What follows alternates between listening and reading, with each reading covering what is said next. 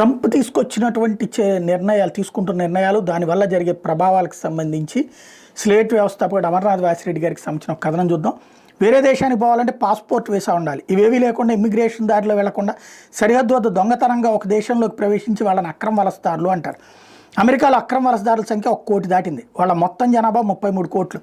ఏటా 3 లక్షల మంది కొత్తగా అక్రమ పద్ధతుల్లో వలస వస్తున్నారు. మెక్సికో, కెనడా సరిహద్దు నుంచి వీళ్ళు అమెరికాలోకి చొరబడుతున్నారు. అక్రమ వలసదారులు మెక్సికన్లు ఎక్కువ. మెక్సికో తర్వాత ఎల్ సాల్వడార్, 3వ స్థానంలో ఇండియా. అమెరికాలో చొరబడ్డాక వాళ్ళు అక్రమ వలసదారులైనా వాళ్ళకి సంతానం కలిగితే ఆ నేల మీద పుట్టిన బిడ్డ అక్కడి పౌరుడైపోతాడు. ఇలా సంవత్సరం లక్షలో ఇతర దేశాల వారు వచ్చి ఇక్కడ నిరుద్యోగం, నేరాలు పెరగడానికి కారణమవుతున్నారనేది ట్రంప్ మాట. అందుకే అలాంటి వారి పిల్లలకు సహజంగా పౌరసత్వం వచ్చే వీలు లేదని ఆర్డర్ ఇచ్చాడు. ఇది వారి రాజ్యాంగానికి వ్యతిరేకం. అందుకే దాని మీద స్టే వచ్చింది. ఇప్పుడు ట్రంప్ ముందు 2 ఆప్షన్స్ ఉన్నాయి. ఒకటి రాజ్యాంగ సవరణ. అమెరికాలో రాజ్యాంగ సవరణ దాదాపు అసాధ్యం. 50 రాష్ట్రాలు 40 ఒప్పుకోవాలి. అది